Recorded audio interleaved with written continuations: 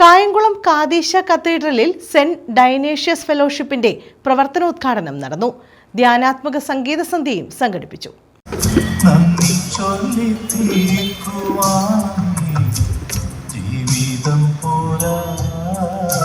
കായംകുളം കാദീശ കത്തീഡ്രലിൽ saint Dionysius ഫെലോഷിപ്പിന്റെ പ്രവർത്തനോദ്ഘാടനവും സാധു കൊച്ചുകുഞ്ഞുപദേശിയുടെ പാട്ടുകൾ ഉൾപ്പെടുത്തിയുള്ള ധ്യാനാത്മക സംഗീത സന്ധ്യയും സംഘടിപ്പിച്ചു. SDOF മാവേലിക്കര ഭദ്രാസന vice president father Mathew V Thomas ഉദ്ഘാടനം ചെയ്തു. വികാരി ഫാദർ കോശി മാത്യു അധ്യക്ഷത വഹിച്ചു.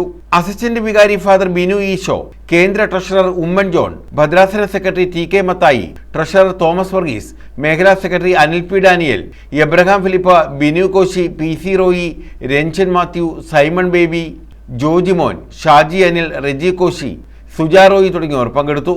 ദക്ഷിണ മേഖലാ സെക്രട്ടറിയായി പ്രവർത്തിക്കുന്ന അനിൽ പി ഡാനിയലിനെയും ഗ്രൂപ്പ് ഓർഗനൈസർ റെജി കോശിയെയും ഭാരവാഹികളായ റെജി ഈപ്പൻ, എബ്രഹാം ജോയി എന്നിവർക്ക് ആദരവ് നൽകി.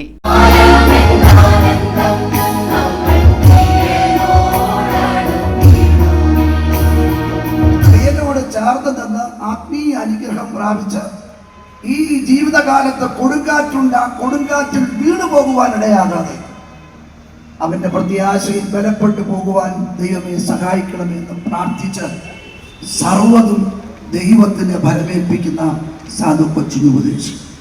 News bureau, Kayamkulam.